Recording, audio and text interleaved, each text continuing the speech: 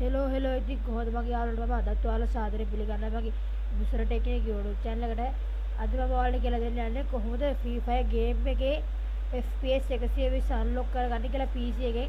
එහෙනම් ඉතින් අපි වැඩි කතා නැතුව අපේ වීඩියෝ එකට. This could be us. So back to what I was saying.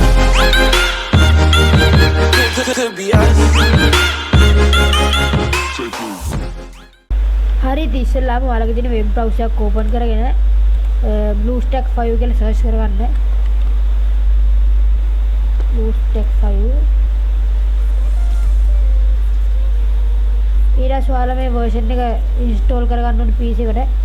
ඊට පස්සේ ඔයාලගේ setup එකේ setup එකේ PC එකට install කරගෙන ඔයාලා BlueStack එක open කරගන්න.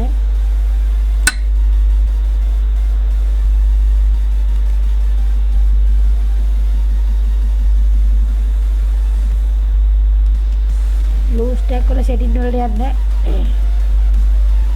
දැන් setting වලට ගිහලා ඔයාලා යන්න ඕනේ මෙතන phone කියන එකට. මෙතන ඔයාලගේ phone කියලා tab එක.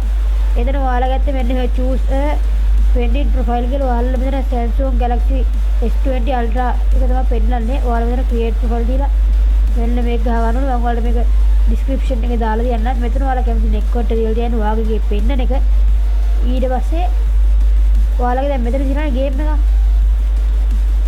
ඒ ගේම් එක සම්පූර්ණ ඩීල් කරලා ආයෙ මුලින් ඉඳන් දාගන්න. ආයෙ ඩවුන්ලෝඩ් කරන්න. ඔයාලා මේ Free Fire Max එක ගහනවා නම් ගොඩක් හොඳ. ඒකේ තව FPS යන හින්දා ඔයාලා දැන් පෙන්නන්නම් මම ඒක ගේම් එකට ගිහිල්ලාම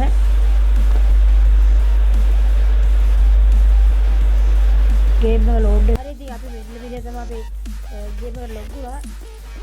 ඊට පස්සේ ඔයාලා setting වලට යන්න. setting වල මෙතන display එකේ tab එකට ගිහිල්ලා ඔයාලා මෙන්න දිහා මෙතන FPS 120 unlock කරලා තියෙන ඔයාලට පේනවා. එන්න එහෙම වගේ මේක unlock කරගන්න තියෙන්නේ.